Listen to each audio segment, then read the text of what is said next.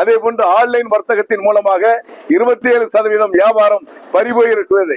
அதை தாண்டி கார்ப்பரேட் கம்பெனிகள் எங்களை கடுமையாக நெருக்கடி செய்து கொண்டிருக்கிறார்கள். ஆகிய வணிகர்களுக்கு மத்திய அரசும் மாநில அரசும் சிறப்பு பாதுகாப்பு சட்டம் ஒன்றை நிறைவேற்ற வேண்டும் என்பதை அந்த மாநில மாநாட்டில் எதிரொலிக்க இருக்கிறோம்.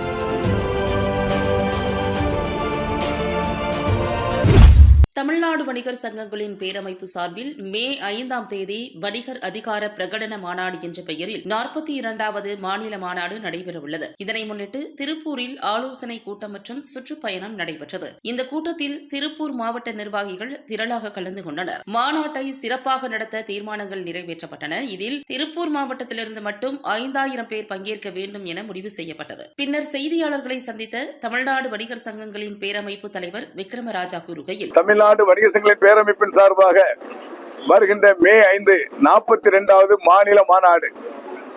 இந்த மாநாடு வரலாற்று சிறப்புமிக்க மாநாடாக அமைவதற்கு மாவட்ட வாரியாக சுற்றுப்பயணம் மேற்கொண்டு இன்று திருப்பூர் மாவட்டத்தினுடைய தலைவர் கோவிந்தசாமி தலைமையிலே மாவட்ட ஆய்வுக்குழு கூட்டத்திலே அந்த மாநாட்டில் 5000 வணிகர்கள் திருப்பூர் மாவட்டத்தில் பங்கேற்பது என்பதை தீர்மானித்திருக்கிறோம்.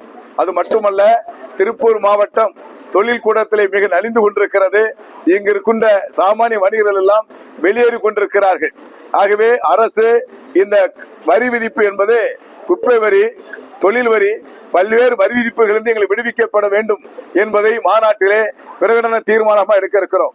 மத்திய அரசு ஜிஎஸ்டியிலே வாடகை கட்டிடத்திற்கு 18% ஜிஎஸ்டி வரி நடைமுறையில் இருக்கிறது. அவர்களால் இன்புட் எடுக்க முடியும். ஆனால் 1.5 கோடி ரூபாய் வியாபாரம் செய்கின்றவர்கள் இன்புட் எடுக்க முடியாது.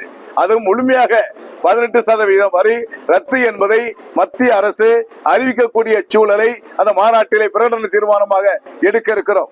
அதே போன்று ஆன்லைன் வர்த்தகத்தின் மூலமாக 27% வியாபாரம் பறிபோய் இருக்கிறது. அதை தாண்டி கார்ப்பரேட் கம்பெனிகள் எங்களை கடுமையாக நெருக்கடி செய்து கொண்டிருக்கிறார்கள்.